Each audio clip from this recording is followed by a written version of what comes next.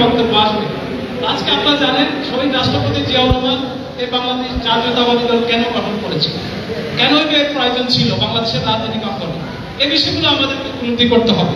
আপনারা জানেন আওয়ামী লীগ যখন স্বাধীনতা পরবর্তী সময়ে আওয়ামী লীগ যখন রাজনৈতিকভাবে ব্যর্থ হয়েছে, তখন কিন্তু শহীদ জিয়াউর রহমান বাংলাদেশের রাজনৈতিক দৃশ্যপটে আবির্ভূত হয়েছে এবং এইসব ঘটনার প্রভাব বলতে গেলে অনেক সময় লাগে। আমি শুধু 7ই নভেম্বর এই দিনটি ছিল বিএনপির, বিশেষ করে আমরা যারা বাংলাদেশ জাতীয়তাবাদী দল করি, আমাদের কাছে এই দিনটি ছিল একটি অভ্যুত্থানের দিন।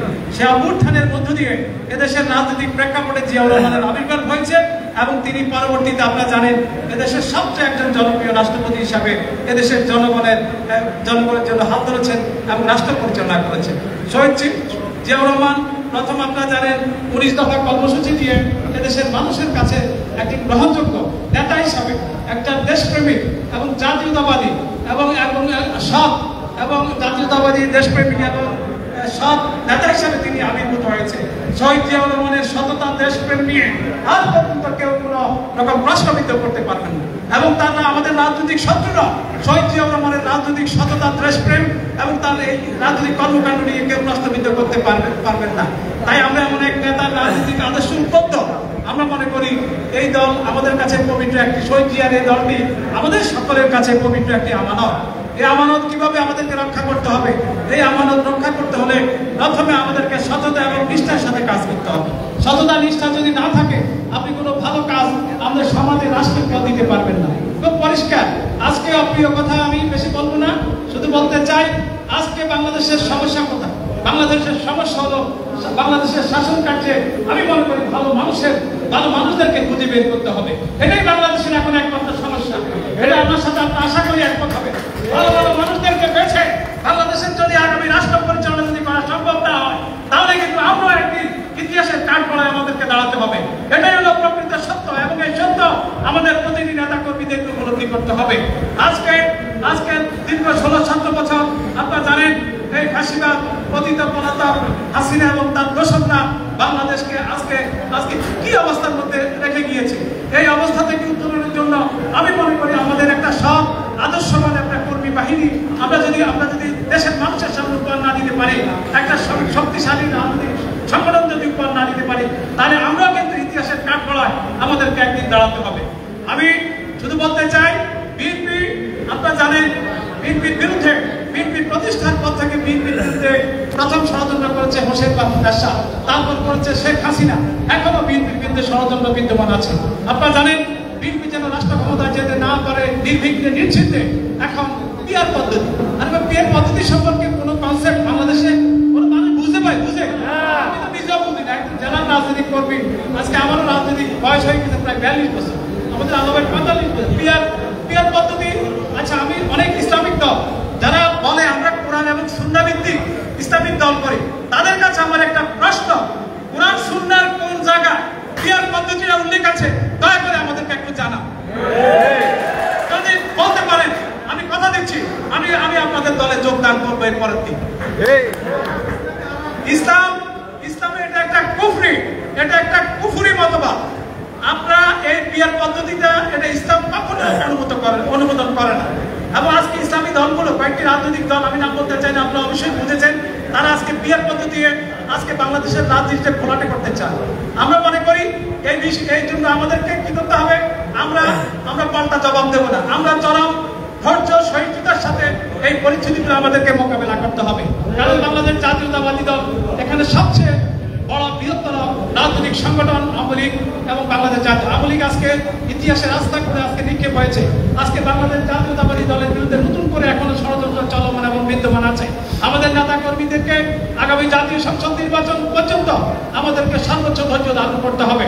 কিছুদিন আগে আমাদের মধ্যে সংশয় ছিল, আমাদের মধ্যে দ্বিধা সংকট ছিল, আমাদের মধ্যে উদ্বেগ ছিল জাতীয় সংসদ নির্বাচন আদৌ বাংলাদেশে হবে না। আমাদের প্রধান উপদেষ্টা বিষয়টি জাতির সামনে খোলাসা করেছেন। তিনি বলছেন ফেব্রুয়ারির প্রথম অর্ধে জাতীয় সংসদ নির্বাচন অনুষ্ঠিত হবে। আমরা আশ্বস্ত হয়েছি এবং আমরা বিশ্বাস করি দেশের জনগণের আশা আকাঙ্ক্ষার প্রতিফলন হয়েছে এবং ইনশাআল্লাহ আগামী যে নির্বাচন হবে সেই নির্বাচনে আমরা যদি ধৈর্যের সাথে পরম সহিষ্ণুতার সাথে আমাদের যদি দলের মধ্যে আমরা ঐক্য প্রক্রিয়া যদি সুদৃঢ় রাখতে পারি, ঐক্যবদ্ধ রাখতে পারি, ইস্পাত কঠিন ঐক্য যদি আমরা ধরে রাখতে পারি, ইনশাআল্লাহ আগামী নির্বাচনে জাতীয়তাবাদী দল সংখ্যাগরিষ্ঠতা নিয়ে জাতীয় সংসদে ইনশাআল্লাহ যাবে, এতে কোনো সন্দেহ নেই। এজন্য আমাদেরকে ধৈর্য ধারণ করতে হবে। আমাদের কিছু নেতা কর্মীদের কারণে কিছু বিড়ম্বনার শিকার আমরা হচ্ছি, অপ্রিয় সত্য কথা। সারা দেশে এটা কোনো বিচ্ছিন্ন কোনো বিশেষ অঞ্চলে নয়, আমাদের কিছু নেতা কর্মীদের আমরা বিড়ম্বনা, আমরা বিব্রতকর পরিস্থিতির শিকার হচ্ছি। এগুলো আমাদেরকে গুটিয়ে নিতে হবে। আজকে যারা মেহেরগঞ্জ উপজেলা, এটি হচ্ছে বাংলাদেশের মধ্যে অধ্যুষিত একটি সমৃদ্ধ অঞ্চল। এই অঞ্চলে যারা নেতৃত্ব দিচ্ছেন, কামাখ্যা আহমেদের নেতৃত্বে, হারুন এবং মহসিনের নেতৃত্বে আজকে যে কমিটি হয়েছে, তাদের উপর অনেক বড় দায়িত্ব আছে। এখানে বরকতুল্লাহ ভুলুর বিষয়টা আমি পরে আসবো। আমি মনে করি আজকে যে আমরা যাদেরকে নেতৃত্ব দিয়েছি, আমরা যা চাই বাছাই করে, এরা সবাই সাবেক ছাত্র নেতা এবং এরা আলাপাইয়ের সাথে আমার সাথে জাতীয়তাবাদী ছাত্র দলের যুব দলের রাজনীতি করেছে। এরা পরীক্ষিত। এদের নিয়ে যদি কেউ প্রশ্ন করেন, আমি মনে করি সেটা ভুল হবে। আমি আশা করি এই এদের নেতৃত্বে আগামী দিনে আমরা যে সময়সীমা বেঁধে দিয়েছি, সেই সময়সীমার মধ্যে তারা আজকের পর থেকে কাজ শুরু করবে। যদি বিশেষ কোনো সময়ের প্রয়োজন হয়, সেটা যারা কমিটি বিবেচনায় নেবে। কিন্তু আমরা চাইবো আমাদের জাকারিয়া বলেছে, আমরা চাইবো আমাদের দেওয়া নির্দিষ্ট সময়সীমার মধ্যে আপনার কমিটিগুলো আপনার মাঠ পর্যায়ে থেকে কর্মকাণ্ড করে আপনারা নিয়ে আসবেন। এবং আমরা চাই যে বেগমগঞ্জ যেহেতু এটি আপনার বেগমগঞ্জের আমাদের সকলে, আমাদের নেতা হচ্ছে বরকতুল্লাহ ভুলু। তিনি শুধু আমাদের নেতা না, তিনি আমাদের সকলের অভিভাবক। নেতা এক জিনিস, অভিভাবক আরেক জিনিস। তাই আমরা মনে করি বরকতুল্লাহ ভুলুর পরামর্শ ক্রমে আপনি এই অঞ্চলে বাংলাদেশ জাতীয়তাবাদী দলকে একটি দুর্গে পরিণত করবে, যেন আমরা সবার আগে নোয়াখালী জেলা কমিটির পক্ষ থেকে যেন আপনাদের সম্পাদনটা করতে পারি। এই আহ্বান আজকের এই নবগঠিত কমিটি, আহ্বায়ক কমিটির প্রতি আমি অনুরোধ রাখছি। আমি সংগঠন পরিচালনার ক্ষেত্রে কতগুলো মৌলিক নীতিমালা অনুসরণ করতে হবে। মনে রাখবেন, ব্যক্তিগত আমার পছন্দ পর্যন্ত এগুলোকে কম গুরুত্ব দিবেন অনুগ্রহ করে। আমরা এই কারণে দলের মধ্যে বিভাজন হয়, দলের মধ্যে গ্রুপিং হয়, ঐক্য প্রক্রিয়া বিনষ্ট হয়। আমরা একজনকে আমার ভালো লাগতে পারে, এটা স্বাভাবিক, এটা একটা রাজনৈতিক সৌন্দর্য, কিন্তু তার যোগ্যতা নাই, তার ত্যাগ নেই, তার কোনো বিগত আন্দোলন, তার কোনো পরীক্ষা নেই, তার কোনো রাজনৈতিক অভিজ্ঞতা নেই, তাকে আমার ব্যক্তিগত সম্পর্কে আমি তাকে বড় দায়িত্ব দিয়েছি। এটা কিন্তু আমি মনে করি অনেক বড় ধরনের একটা অন্যায়। এই অন্যায় কাজগুলো যেন না হয়, এটা আমি এই উপজেলা এবং পৌরসভা বিএনপি আগামীতে যারা কমিটি করবেন তাদের প্রতি আমার একটা সনিবন্ধন অনুরোধ এবং একটা আমাদের জেলার পক্ষ থেকে একটা নির্দেশনা বটে। তা আমি মনে করি বক্তব্য আমি বেশি আর দিব না। আমি শুধু বলতে চাই, আমরা এখানে আপনারা জানেন, আমরা যখন কমিটিটা করেছি, আমরা এখানে ছোট্টখাটো কিছু ভুল ছিল। এটা সমস্ত জায়গায় আছে, বাংলাদেশের প্রত্যেকটা নির্বাচনী এলাকায়, প্রত্যেকটা উপজেলা থেকে প্রান্তিক লেভেলও আছে। একটা কমিটি করতে গেলে আপনি সকলকে অ্যাকোমোডেট করা, সকলকে নিয়ে একজনে কাজ করে, এটা একটা কঠিন হয়েছে যারা নেতৃত্ব দেয়। আমরা মনে করি আমরা তাদের সাথে কয়েক দফা বৈঠক করেছি, আমরা তাদেরকে এই কমিটিগুলোতে অন্তর্ভুক্ত করেছি। তবে আমি আজকে দুঃখিত, তাদের অনেককেই দেখি নাই। এটা কিন্তু তারা রাজনৈতিক এই বিচক্ষণতার পরিচয় দেয় নাই, এ কথাই শুধু বলতে চাই। আমরা চাই একযোগে আমাদের নেতা তারেক রহমান, আমাদের মূল লক্ষ্য হচ্ছে আমাদের ঐক্যবদ্ধভাবে আমাদেরকে বিএনপি এগিয়ে নিয়ে যেতে হবে। আমাদের মধ্যে নেতৃত্বের প্রতিযোগিতা থাকবে, কিন্তু প্রতিহিংসা যেন আমাদের বীজ বপন না করতে পারে, এই বিষয়টা আপনারা সক্রিয় বিবেচনায় রাখবেন। নেতৃত্ব আজকে কামাখ্যার সাথে একজন নির্বাচন করবে, আগামী দিনে কিন্তু আমরা আপনাদেরকে আরেকটা পরিষ্কার খোলাসা করতে চাই, আগামী দিনে যে কমিটিটা হবে বেগমগঞ্জ উপজেলা এবং পৌরসভা, সেই কমিটি কিন্তু আপনার নির্বাচনে বাধ্যতা হবে এবং তৃণমূলের নেতা কর্মীদের নির্বাচনে বাধ্যতা হবে। সুতরাং যারাই নেতৃত্ব, আশা করি যারা আপনার পরীক্ষিত নেতৃত্ব আপনারাই বাছাই করবেন, আমরা কেন থেকে চাপিয়ে দিব না। এই কমিটিটা আমরা দিয়েছি আমাদের কেন্দ্রীয় নির্দেশনার আলোকে, আমাদেরকে একটা সময়সীমা বেঁধে দেওয়া হয়েছে। আমরা নানা রকম কাজ করতে গিয়ে নানা রকম বিপাকে আমরা অনেক সময় পড়ি, আমরা আস্তে আস্তে সেগুলো উত্তরণ করি। কিন্তু আমরা মনে করি আমরা আগামী দিনে যে কমিটিগুলো নোয়াখালী জেলার প্রত্যন্ত অঞ্চল হবে, আমাদের নেতা বরকতুল্লাহ ভুলু কুমিল্লা অঞ্চলের দায়িত্ব, তিনি প্রতিনিয়ত কুমিল্লা অঞ্চলে একটি এই পৌরসভা কমিটি এবং উপজেলা কমিটি করছেন, আমরা ফেসবুকে দেখছি।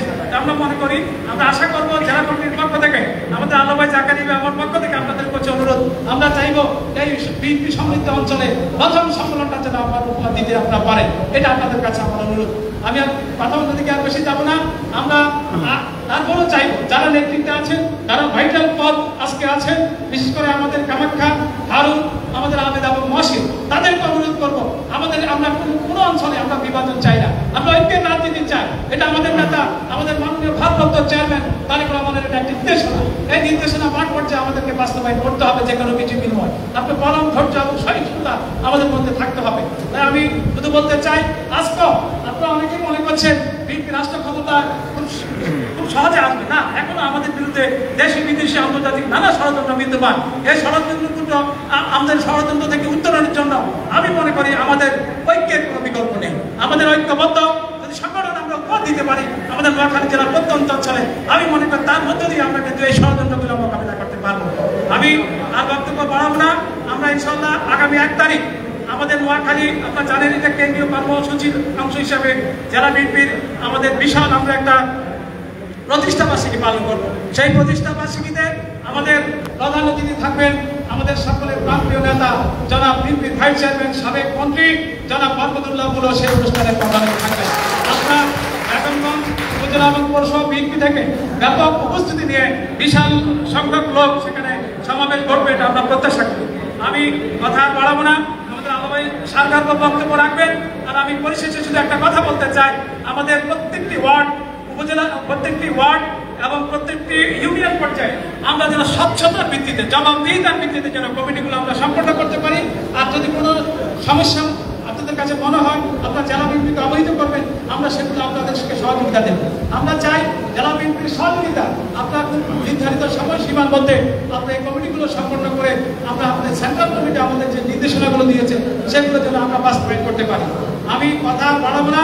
আগামী দিনে আমরা ইনশাল্লাহ আমরা একটা দেশে যেন আমরা তারেক রহমানের নেতৃত্বে আগামী দিনে শহীদ রাষ্ট্রপতি জিয়াউর রহমানকে স্বনির্ভর বাংলাদেশ করার যে প্রত্যয়, আমাদের মাননীয় নেতা তারেক রহমান এসে এই দেশকে নেতৃত্ব দিবে, রাষ্ট্র পরিচালনা করবেন এবং এই দেশে আমরা সুশাসন তৈরি করব, আইনের শাসন তৈরি করব, মানবাধিকার আমরা তৈরি, মানবাধিকার ফিরিয়ে আনবো, আমরা গণতন্ত্র ফিরিয়ে আনবো, ভোটের অধিকার ফিরিয়ে আনবো। এটাই আমাদের আজকে সকলের প্রত্যাশা হওয়া উচিত। এই বলে আমি আমার বক্তব্য শেষ করছি। আবারও উপজেলা বিএনপি এবং পৌরসভা বিএনপি এবং চৌমুহনী পৌরসভা বিএনপিকে আন্তরিক ধন্যবাদ এবং কৃতজ্ঞতা জানিয়ে আমি আমার বক্তব্য শেষ করছি। সকলকে ধন্যবাদ। আসসালামু আলাইকুম।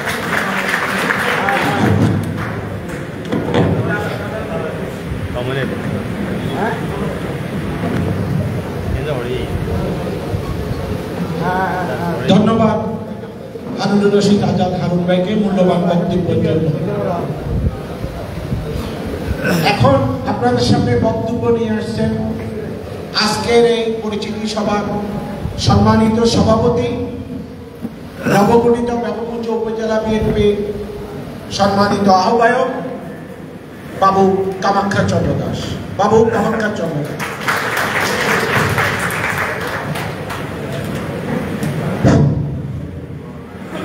আজকের পরিচিতি সভার প্রধান আকর্ষণ, প্রধান অতিথি নোয়াখালী জেলা বিএনপির সংগ্রামী আহ্বায়ক, সাবেক সফল ছাত্রনেতা, সফল যুবনেতা আলমগীর আলো, আজকের অনুষ্ঠানের প্রধান বক্তা, সাবেক সফল ছাত্রনেতা, সফল বিএনপি নেতা এবং নোয়াখালী পৌরসভার সফল নির্বাচিত মেয়র হারুনুর রশিদ আজাদ, মঞ্চে উপস্থিত আজকের অনুষ্ঠানের বিশেষ অতিথি নোয়াখালী আইনজীবী সমিতির বারবার নির্বাচিত সাবেক সফল সভাপতি, নোয়াখালী জেলা বিএনপির সংগ্রামী যুগ্ম আহ্বায়ক অ্যাডভোকেট এবিএম জাকারিয়া, আজকের অনুষ্ঠানের বিশেষ অতিথি আমাদের বেগমগঞ্জের প্রিয় অভিভাবক বরকতুল্লাহ বুলুর সহধর্মিণী, বেগমগঞ্জের আরেকজন অভিভাবক যিনি আমাদের পাশে সুখ দুঃখে সবসময় থাকেন, নোয়াখালী জেলা বিএনপির সাবেক সংগ্রামী সদস্য, সফল নেত্রী শামীমা বরকত লাকি, মঞ্চে উপস্থিত চৌমুহনী পৌরসভা বিএনপি সফল সাবেক সভাপতি, সফল আহ্বায়ক হারুনুর রশিদ আজাদ, মঞ্চে উপস্থিত জয়নুদ্দিন হারুন, মঞ্চে উপস্থিত বেগমগঞ্জ উপজেলা বিএনপির সংগ্রামী সদস্য সচিব মাহফুজুল হক আবেদ, পৌর বিএনপির সদস্য সচিব মোহাম্মদ মহসিন আলম, নোয়াখালী জেলা বিএনপির অন্যতম সদস্য, দপ্তরের দায়িত্ব অ্যাডভোকেট রবিউল হাসান পলাশ, চৌমুহনী পৌরসভা বিএনপির সাবেক সফল সাধারণ সম্পাদক সাদেকুল্লাহ উপস্থিত, ব্যায়ামগঞ্জ উপজেলা বিএনপির যুগ্ম আহ্বায়ক মির্জুমলা মিঠু, পৌর বিএনপির যুগ্ম আহ্বায়ক ইসমাইল হোসেন দুলাল এবং শাহজাহান সাজু সহ মঞ্চে উপস্থিত নেতৃবৃন্দ, সামনে উপবিষ্ট অত্যন্ত গুরুত্বপূর্ণ এই দুটা কমিটি যাদেরকে নিয়ে আমরা দীর্ঘদিন কাজ করেছি, আগামীতেও কাজ করব, সেই সকল নেতৃবৃন্দ উপস্থিত অঙ্গ সংগঠনের আহ্বায়ক যুগ্ম আহ্বায়ক বৃন্দ, ব্যায়ামগঞ্জ উপজেলা বিএনপির পক্ষ থেকে তথা আমাদের প্রিয় অভিভাবক প্রিয় নেতা বরকতুল্লাহ বুলুর পক্ষ থেকে আপনাদেরকে সালাম শুভেচ্ছা অভিনন্দন জানাচ্ছি। প্রিয় নেতৃবৃন্দ, বক্তব্য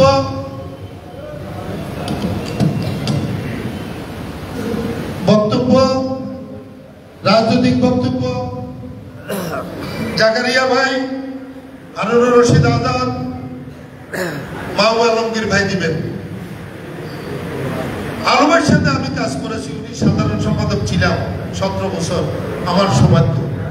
আমি হারুন ভাইয়ের সাথে কাজ করেছি, উনি আমার জেলা ছাত্র দলের প্রেসিডেন্ট ছিল, আমি ব্যায়ামগঞ্জ উপজেলা ছাত্র দলের ভাইস সভাপতি ছিলাম, আহ্বায়ক ছিলাম এবং জেলা ছাত্র দলের ভাইস প্রেসিডেন্ট ছিলাম, সেটাও আমার সৌভাগ্য। জাকারিয়া ভাইয়ের সাথে কাজ করেছি, আমি গর্বিত যাদের হাত দিয়ে গত জীবনে নেতা হয়েছি, বর্তমানেও তাদের হাত দিয়ে নেতা হয়েছে। প্রিয় নেতৃবৃন্দ, আমাদের এখানে যারা আছেন সবাই সফল। এই হারুন ভাই, যারা আমাদের দল না করে অন্য দলও করেন, তারাও বলে নোয়াখালী পৌরসভায় মেয়রের জন্য দাঁড়াইলে আমরা হারুনকে ভোট দেব, ভোট দেব। আলু ভাই উপজেলার জন্য দাঁড়াইছে, অনেক দলের লোকেরা বলছে আমরা আলু ভাইকে ভোট দিছি, কেন হয় নাই জানি না। আমি দেখছি আমাদের দল করে না, অন্য দল করে, তারাও বলছে ভাই আলু ভাইকে তো ভোট দিচ্ছি উপজেলায়, কিন্তু রেজাল্ট তো পেলাম না।